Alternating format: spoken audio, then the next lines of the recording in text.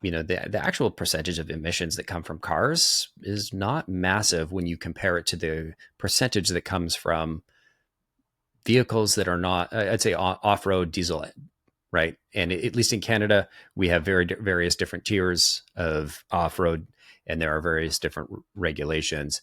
And so I think the off-road or non, I don't know, consumer transportation EVs are extremely interesting to me. And so I'm really excited to have you on to learn a little bit more about Hummingbird and where the idea came from. And I'd love to start there because you have to be and I mean this in the nicest possible way, some certain brand of insane to think, I'm going to start an electric car company. Oh yeah, Talk to me about absolutely. talk. So talk to me about that because I love it.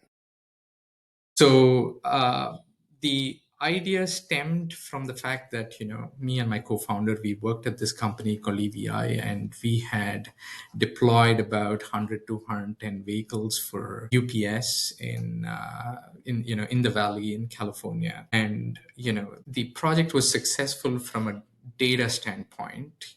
We were able to accumulate enough data that from an operational perspective, EVs could be that future where it reduces the overall overhead for customers from an operational standpoint. But of course, from a capex standpoint, investing 10 times the cost of what a diesel vehicle would ideally be was the main challenging point, right? So cost was the limiting factor for customer adoption.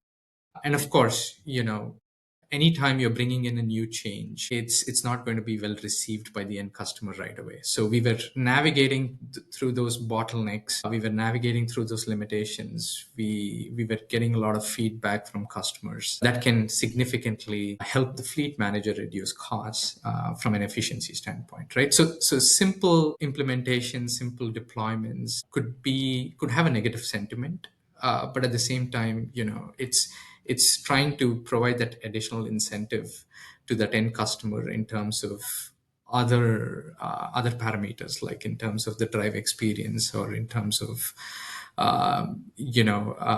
the lower maintenance that EVs bring in, to at least the commercial vehicle standpoint, where you don't have those oil changes, you don't have those regular maintenance as compared to diesel. But suddenly in your bill of materials, instead of managing 5,000 mechanical parts, you're dealing with 600 chips.